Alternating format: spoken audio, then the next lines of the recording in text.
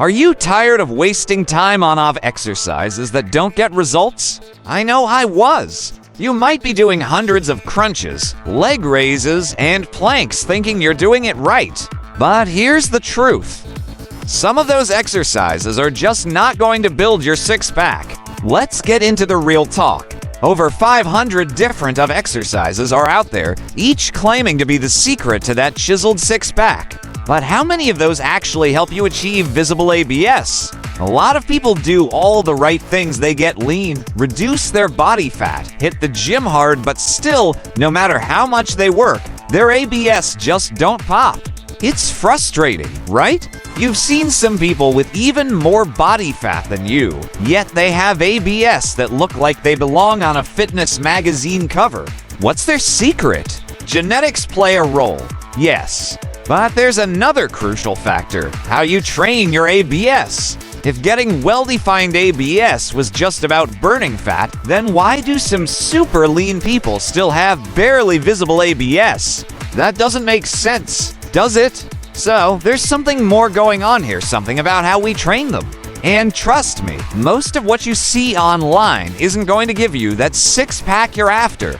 Now, I'm not saying you should stop doing exercises. What I'm saying is you need to focus on the right kind of exercises that actually help build muscle and increase the size of your ABS.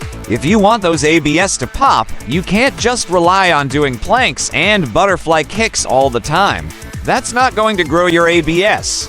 Instead, you need exercises that target your ABS the right way.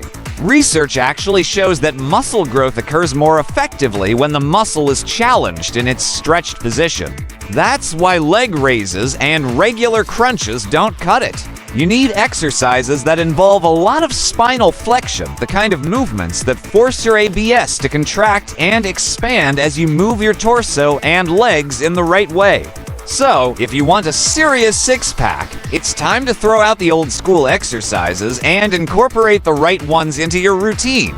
And today, I'm going to share the two exercises that actually work. At least they're the ones that worked for me and countless others. Let's get into it. Okay, let's break this down. I'm going to talk about two main exercises, one for the lower ABS and one for the upper ABS. These exercises target the ABS in a way that helps them grow and really become visible. Let's start with the lower ABS. A lot of people struggle with targeting the lower ABS effectively, and I totally get it. It's not easy. But if you want to grow those lower ABS, you need to do exercises that move the bottom half of your body towards your torso. This type of movement maximizes activation in the lower part of your ABS. One exercise that's incredibly effective for this is the reverse crunch. Now, you might have heard of leg raises, and you might even do them yourself. But I've learned the hard way that leg raises, when done incorrectly, don't challenge the ABS enough to help them grow. The problem with leg raises is that most people keep their back flat, which puts too much of the work on the hip flexors rather than the ABS. Your goal should be to activate the ABS by curling your pelvis up towards your rib cage, not just swinging your legs around. This is where the reverse crunch comes in. Now, when you're doing reverse crunches, keep your knees bent. Think of it as a C shape rather than an L shape. Start with your knees closer to your chest and focus on raising your hips toward the ceiling. It's not about lifting your legs, it's about curling your hips and pelvis up while rounding your spine. That's how you target your lower ABS effectively.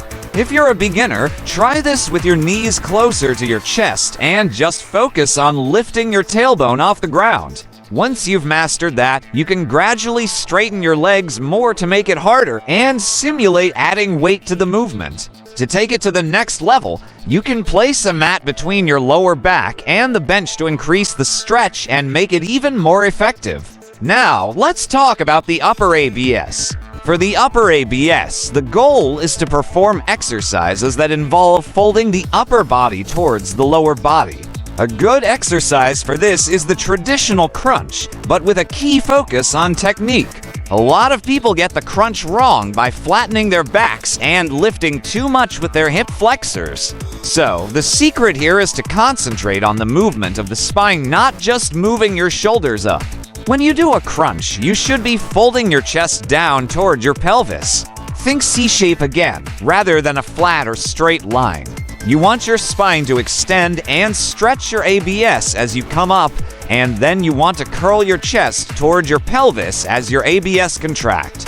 The goal is to avoid using your hip flexors to do all the work. This is an AV exercise, not a leg exercise. For beginners, just focus on getting your shoulder blades off the floor and don't overdo it. Any higher and your hip flexors will kick in. But if you want more intensity, you can start using a stability ball or even a rolled up towel to give your spine a bit more of a stretch at the bottom of the movement. Once crunches become too easy, it's time to level up with something like a cable crunch. This is one of the best ways to target the upper ABS because the cable provides resistance throughout the entire range of motion. However, you still need to focus on that spinal movement. Don't let your hips swing back and forth. Keep your hips locked in place, focus on your ABS, and really feel that contraction as you fold your torso toward your hips. Now, you've got the tools to build the six-pack you've been dreaming of.